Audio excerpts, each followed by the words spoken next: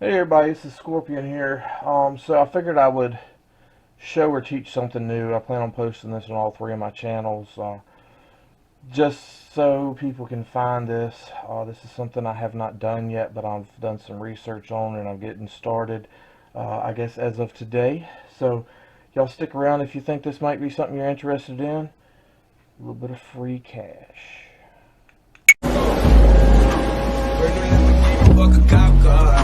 Pistol on my hip like I'm a cop. Alright, so I would say this probably goes more to the metal melting channel and scrapping channel. However, I know there's people in the coin community that pour a lot of metal. So the video after this kind of breaks stuff down a little bit more in depth. I'm coming back and inserting this before that part, just so you can kind of watch it be done. I don't know if it's different in areas or states or what, but I'm finding that probably 95 to 96% of these wheel weights are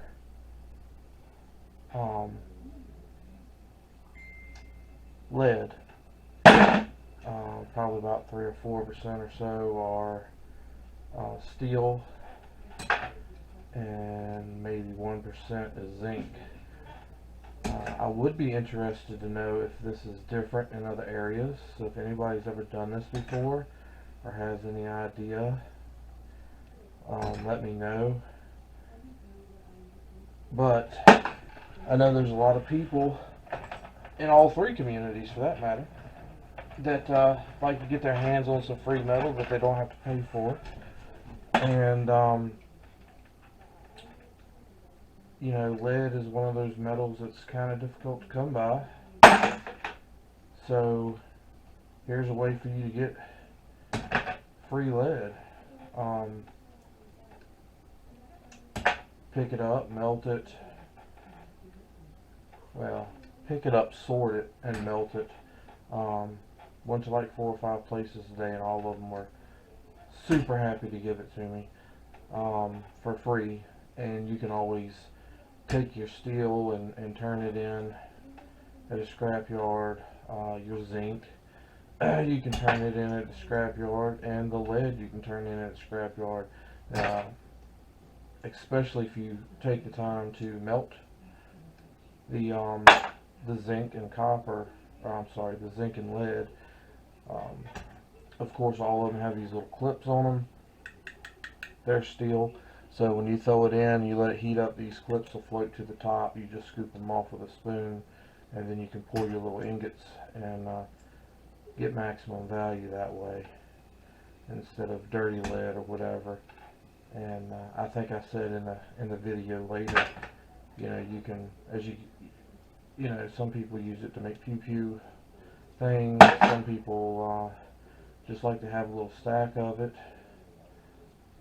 But yeah, I literally, you're sitting here watching me go through this stuff. It's super easy. It does take a little bit of time. I was quite concerned about this at first. But the lead ones, if you grab a hold of it and squeeze, it's going to make a mark. You can just grab it by the edge and squeeze. Whichever way, if it leaves a mark, it's lead. If you squeeze it and it doesn't make a mark, it's zinc. Because you're going to have to squeeze pretty hard to make a mark in zinc.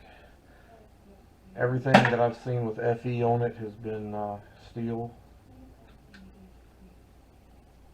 See, no mark. This is MCZN. All my zinc ones have had a ZN on it so far. And I mean, I don't know if y'all can see it. It made a mark, but not like if you use the same amount of pressure on the lead ones, you'd make a way bigger mark. So after you do a few and you find your first zinc one or two, you get kind of comfortable and it becomes real easy just to kind of go through and squeeze it and toss it in whichever bucket it needs to go in. And as y'all can see, I'm sitting inside doing this. So it's not hard. Some of them are painted, some of them aren't painted. But I mean, once I get done doing this, next day or so, I will probably give y'all some idea of how much I picked up. That one's stamped FE, so it's steel. I give y'all some idea how much weight I have of what. Of course, the only one that will be 100% accurate is going to be the steel one, because the clips are steel. So when I go to melting, you know, the other stuff, we will be removing the steel clips, and I'm gonna show a video on all this. So if you ever want to do it, you'll know how to go about doing it, or one way to do it. But I talked about being able to hold the temperature in the other video, and that would actually speed this process up quite a bit, because you really wouldn't have to test them if you've got something like that. So might be something I invest in one day. I'm throwing some of these in the wrong bucket, so I gotta dig that one back out.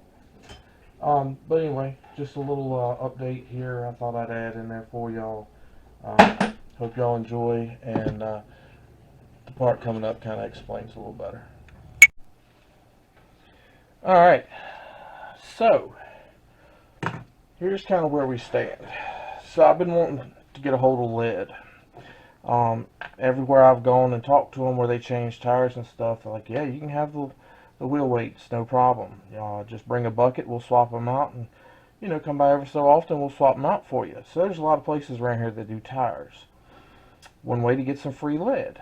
As I got to doing some research, I found out wheel weights are not all lead anymore. There's three main types. You've got steel, you've got zinc, and you've got lead. Those are the three main types that you're going to run into. So I'm like, well, how do you tell them apart? So I got to doing some research on that. So there's a whole lot of stuff. You can try to track your letters that are on here. I'm not sure if y'all can see that. That's AW. But there's a whole lot of letters. This is an M, that's AW, that's AL14, that's AL-EN, that's just AL. These say micro on them. These have T's. This has a FE. All these right here say MC. All these have a P on them. These have FE on them. Or that one does. This one doesn't have anything. It just says 25. Looks almost like there's a leaf in the middle. You know, you've got some you can't read. This is a TT. I have no idea what that reads. That's in a language I don't understand. That's a M14. So I was like, yeah, this is going to be confusing. That's not going to work out too well. So I got to doing some more research. So I know your melting point of lead is about 621.5 degrees Fahrenheit, which is 327.5 Celsius. Zinc is 787 Fahrenheit, and that's 419 Celsius. Steel is like 2500 to 2800 Fahrenheit, which is 1371 to 1540 in Celsius. So if you have a big melting pot that you can put this stuff in together, and you can control the temperature, and it'll stop at the temperature you want. I mean, lead is the lowest melting point. So if you put it to say 700, 725 Fahrenheit, which would be a little under 400 in Celsius, that would get you to that range where lead would melt, the zinc and steel would float to the top. If you don't have that capability, then you're probably going to want to find out before you put them in. So with that said, that's what I'm doing now. I don't have that capability to be able to hit a temperature and let it stay there. I can with my little electric furnace, but it's, you know, you got a crucible about yay big, and it's just not going to work, because I mean, it's only about this tall. So I need to figure it out ahead of time. So my friend ran by today, picked up about 3 buckets of steel weights. I grabbed a couple of handfuls just to see what the markings were and stuff on them. Of course, you've always got the magnet test, which will pull the steel out. But that's all the steel ones I've found. So you want to separate these and throw your steel into one pile, your zinc into one pile, and your lead into one pile. You don't want your zinc mixing with your lead, causes issues and all kinds of other stuff. So there's a hit test. So pretty sure these, let's find something here. I'll just do it like this. So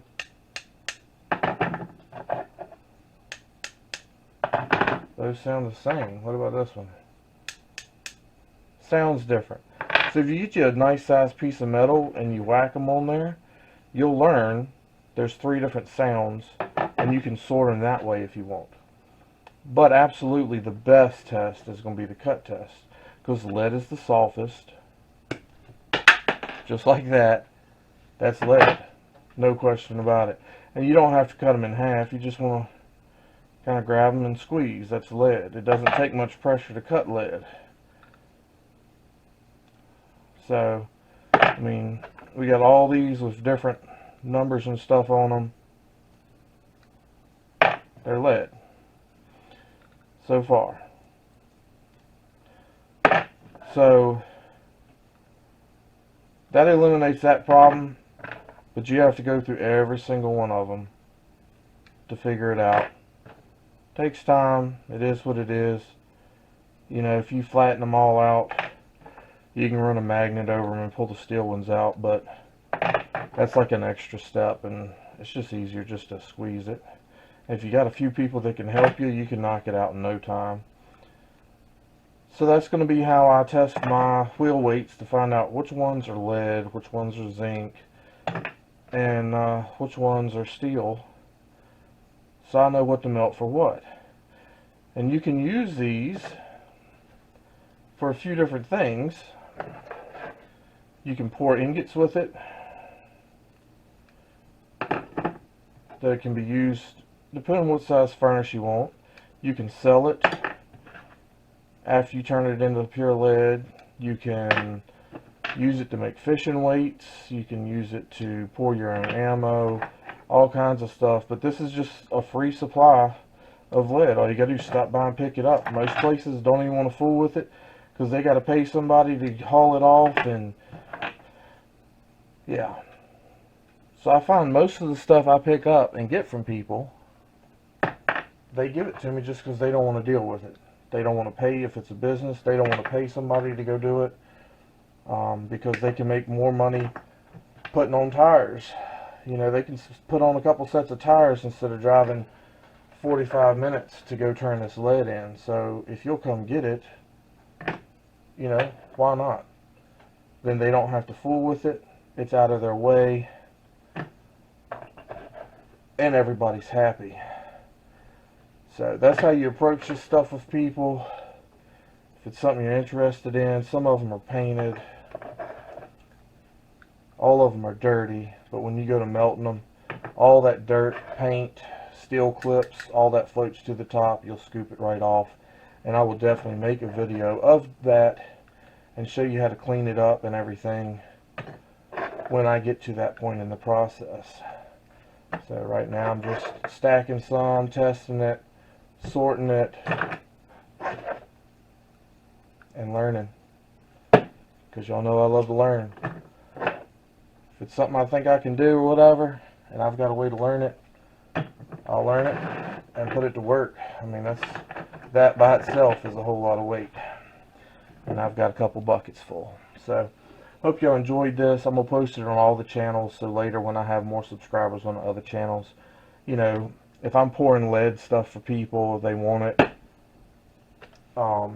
they'll be able to go back and see that video too. So, with that said, hope y'all enjoyed it. Hope it helped you. Yes, I probably should have gloves on instead of playing with lead weights in my bare hands, but you know, everybody takes their own risk in different ways. Y'all have a good one.